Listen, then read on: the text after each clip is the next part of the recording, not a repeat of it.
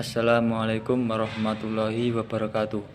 Kami dari kelompok 1 yang beranggotakan saya Muhammad Qaurul Asnawi, Nurvita Aulatul Zulfa, dan Prayoga Rahmat Ridhoi akan mempresentasikan makalah kami yang berjudul Berperilaku jujur, amanah, dan istiqomah. Yang pertama, jujur. Pengertian jujur. Dalam bahasa Arab, kata jujur semakna dengan as-sidqu atau sidik, yang berarti benar, nyata, atau berkata benar.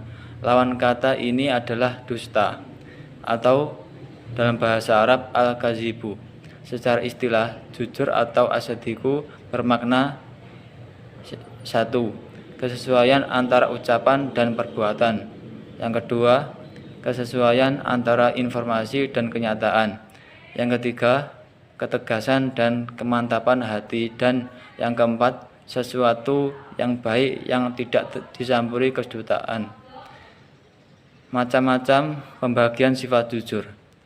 Imam Al-Ghazali membagi sifat jujur atau benar atau sidik sebagai berikut. 1. Jujur dalam niat atau berkehendak.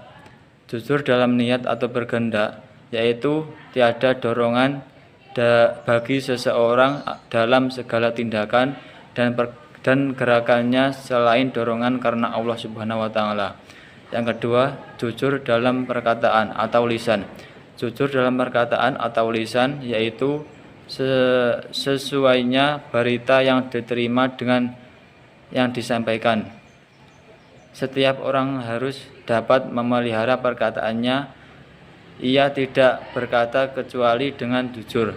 Barang siapa yang menjaga lidahnya dengan cara selalu menyampaikan berita yang sesuai dengan fakta yang sebenarnya, ia termasuk jujur jenis ini. Menempati janji termasuk jujur jenis ini. Yang ketiga, jujur dalam perbuatan atau amaliyah. Jujur dalam perbuatan atau amaliyah yaitu beramal dengan sungguh-sungguh sehingga perbuatan zahirnya tidak menunjukkan sesuatu yang ada dalam batinnya dan menjadi taubat bagi dirinya. Sekian, wassalamualaikum warahmatullahi wabarakatuh. Bismillahirrahmanirrahim. Materi selanjutnya adalah tentang amanah. Amanah secara bahasa ada 3 pengertian. Yang pertama, amanah adalah sesuatu yang dipercayakan. Yang kedua, amanah adalah keamanan dan ketentraman. Yang ketiga, amanah adalah artinya dapat dipercaya. Secara istilah, amanah itu berkaitan dengan sifat seseorang yang dapat dipercaya atau sesuatu yang dipercayakan. Amanah dapat menjadi indikator dari keimanan seseorang. Maksudnya, barang siapa yang imannya kuat, maka dia dapat menjaga amanah dalam dirinya dengan sebaik-baiknya. Sebaliknya, apabila seorang imannya tipis, maka amanah yang ada pada dirinya juga ikut terkikis. Amanah selalu berkaitan dengan lisan dan perbuatan, karena kunci amanah adalah menjaga dan menyampaikan apa yang telah dititipkan kepadanya dengan sebaik-baiknya, baik itu dalam urusan umum maupun urusan agama, dan baik itu urusan dunia maupun urusan akhirat. Lawan dari sifat amanah adalah khianat, di mana khianat ini termasuk dalam salah satu dari tanda-tanda orang munafik yang telah disebutkan oleh Rasulullah SAW, yang bunyinya ayatul munafiqi salasun, idza hadatsa kadzaba, wa idza wa'ada akhlafa, wa idza tumina khana. Yang artinya, tanda-tanda orang munafik itu ada 3. Yang pertama, apabila ia berkata, ia selalu berbohong. Apabila ia berjanji, ia mengingkari. Dan apabila ia dipercaya, maka dia berkhianat. Yang terakhir inilah yang dimaksud dari khianat, yaitu apabila idza tumina khana, apabila dia dipercayai, dia berkhianat. Maka dari itu kita harus menghindari yang namanya dari sifat khianat. Dan kita harus senantiasa menjadi orang yang selalu amanah. Konsep dari amanah ini sudah disebutkan banyak sekali baik dalam Al-Quran maupun di dalam hadis.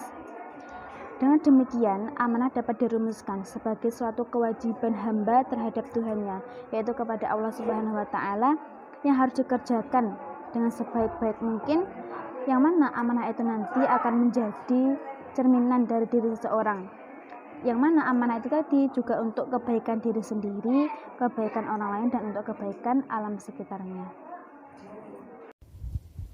Assalamualaikum warahmatullahi wabarakatuh. Perkenalkan, saya Prayogo Rahmat Ridhoi.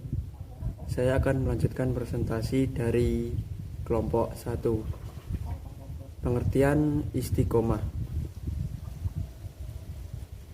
Istiqomah adalah tegak di hadapan Allah atau tetap pada jalan yang lurus dengan tetap menjalankan kebenaran dan menunaikan janji baik yang berkaitan dengan ucapan, perbuatan, sikap, dan niat. Atau pendek kata, yang dimaksud dengan istiqomah adalah menempuh jalan yang lurus atau shirathul mustaqim dengan tidak menyimpang dari ajaran Tuhan. Istiqomah juga bisa diartikan dengan tidak goncang dalam menghadapi macam-macam problem yang dihadapi dalam kehidupan, dengan tetap bersandar, dengan tetap berpegang teguh pada tali Allah dan sunnah Rasul. Adapun menurut Sufi, istiqomah adalah satu tingkatan atau derajat. Dengan istiqomah itu akan tercapai kesempurnaan segala perkara, ialah kebaikan. Maka barang siapa yang tidak tetap pendiriannya, hilang lenyaplah usahanya dan sia-sialah kesungguhannya. Istiqomah itu bertingkat 3. Tingkat takwim artinya masih dalam tahap usaha membersihkan dan memperbaiki diri dengan memperbaiki jiwanya. Tingkat iqomah bagi mereka yang masih dalam tahap membersihkan mentalnya. Tingkat ketiga, tingkat istiqomah yang sudah berada dalam usaha mendekatkan diri kepada Allah Subhanahu wa Ta'ala. Dalil-dalil dan dasar istiqomah dalam Al-Quran.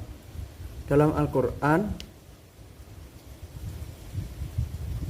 yang menjadi pedoman utama dalam Islam, yakni terdapat 9 ayat yang memuat bentuk kata jadian dari istiqomah, masing-masing Quran Surat At-Taubah ayat 7, Quran Surat Yunus ayat 89, Quran Surah Hud ayat 112, Quran Surat Fusilat ayat 6 dan 30, Quran Surat Al-Ahqaf ayat 13, Quran Surat Asy-Syura ayat 15, Quran Surat Al-Jin ayat 16, dan At-Takwir ayat 28. Istiqomah sendiri dalam Al-Quran secara sederhana dapat diartikan dengan konsekuen atau konsisten terhadap perjanjian yang telah disepakati.